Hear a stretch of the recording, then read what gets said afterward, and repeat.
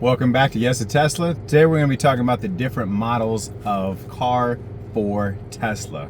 Now, I really just want to know, what is your favorite actual Tesla? For me, I enjoy the Model 3. I really like it because I own it. Now, if I were to say actual favorite, for me it's got to be the Cybertruck. Just because it's so polarizing, it's so different, and it's big, and it drives fast. It just seems cool. I did test drive the actual Tesla Cybertruck, and the only thing I don't like about the Cybertruck is the fact that it is so big. I didn't realize how big it was because I only see it on videos and pictures. So when I actually got a time to actually go and test drive the car, or the truck, I mean, I get in and this thing is huge, bro. It is so big. Like, I can't even touch the end of the dashboard. I like literally, I'm my arm all the way up. I can't even touch the end. That's how big this vehicle is, and I don't know how far I am from things. So like when I'm parking it, I thought I was close enough. No, it's so far from it that you can't park. You have to get back in and park it again. It wasn't between the lines, none of it, you know. Now I did try and pull in forwards, so maybe if I pulled in backwards it would have been different. I don't know, but that's my favorite one. I really like the Cybertruck. The next would be the Model S. The issues with the Model X is the wheel well. So the wheel wells, they do rub, and they do have like basically the wheels still like this, and over time they start to bow outwards, and that bowing causes rubbing on the inside of the tire. There's many different Tesla owners who have talked about this problem. There's Reddits that have been talked about this problem of them just eating through tires because of how the wheels sit. Now I don't like that. I don't got a lot of money, so I wouldn't want to get a Model S unless that's fixed, or I can afford tires every other month or something. I'm not sure how fast it goes through, but I really like the Model S. Also, Model Y, I really like the Model Y, but if I'm looking at something that I really like that's cool, I'm gonna go with the Model X. The Model X to me is super awesome. I just don't like being on Front Street everywhere I go.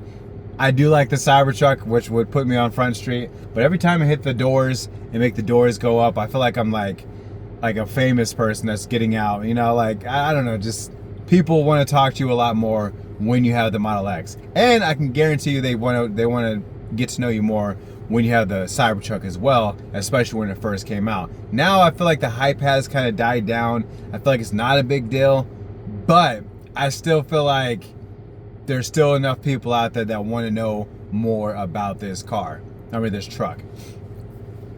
Now after that, it kind of gets shifty. So you have them all out there, right? You got them. For me, it's the Cybertruck, Model S, Model Y/X, in my opinion. You know, like it's like right there. I'll go ahead and give it just because it has a better update, which is the Juniper. So I'm gonna go with the Model Y. I love the Model 3 for the update. I feel like the Model 3 is better than any update out there whatsoever, including the Juniper. I feel like this is better than the Juniper for the update. A lot of people would disagree because they don't like the blinkers being on the wheel. I love that feature. I every now and then I'll try and hit the blinker like this, it'll be like a ghost. It's just a ghost blinker. I hit the ghost blinker on them and it doesn't work. So I feel like it's great because when I go drive the Model Y, I feel like it's kind of archaic and less futuristic. I can hit the button, do this, all this stuff. Now they are talking about bringing it back for the Model 3 Plus. If that happens to come out, the Model 3 Plus actually gets released. They're thinking about bringing it back on that, or even the actual Juniper Plus, essentially the Model YL. So I feel like I don't like the fact that they're going forward just to have to go back. And yes, I feel like there's a lot of people who cry about it, but if you just made the full transition to where all of them are the same, boom, there is no you're going back. People will get over it and just use it, and it'll become natural. Now other people like, I hate going like this and trying to hit the blinker on the, I went through many roundabouts and I've never ever had the issue. I can just literally go like this. I can still hit the blinker right there. Blinker up, blinker down. I don't do one of these unless I'm doing a U-turn or something. And I feel like people cry about the weirdest things. It's just like this thing right here being white in a black model. You know, I feel like this is a black inside, so it should have black up there as well. But since I have silver on the outside, it kind of just works in the benefit of that. So it's fine, you know, white and silver go together. I'm fine with that. The black interior, I wish I would have went with white, in my opinion. I do like the white. The white and the silver kind of would have popped more. Sorry, I had to close that because I was like wondering. I was like, bro, why is this thing hanging out like that? And I realized that only half of the glove compartment was up, and the other half wasn't. I took it to the service center. That's why that was a thing. But I took it to the service center for my unlimited rock chip coverage, and since the rock chip is on the passenger side, they couldn't fix it because they were like, well, the airbag's over there that comes over here, and if we fix it, then, you know, something about the airbag popping against the windshield to bounce back to save you from hitting your face on the dashboard, I guess. And that's what it's supposed to help you with. And since it's on that way over there, it could affect the way the glass breaks if they do happen to fix it, which makes no sense, by the way. But that's what they said. They said that I can't do that. I'm going to have to replace the entire windshield for $100. The entire windshield. Now, for me, just to let you know, I could hit up Safe Light Repair, Safe Light Replace. I could hit them up, and they could do it. But I don't feel like going through my insurance, man, because these rock chips are going to happen again. And I hate the fact that I got to pay $100 on it, but at the same time, at least it's getting done. And no matter how bad this crack gets, it's no longer an emergency. Like, I was thinking about, I know I'm going from one subject to another. Disregard this whole section. You can skip this passage if you don't want to hear it. But, okay. So that right there, that chip is going to happen again. And it's going to cost me another $100. I don't like that factor. But at the same time, at least it's covered. I did look to see how much it is to replace one of those windshields. And oh my God. What? A windshield is that? What?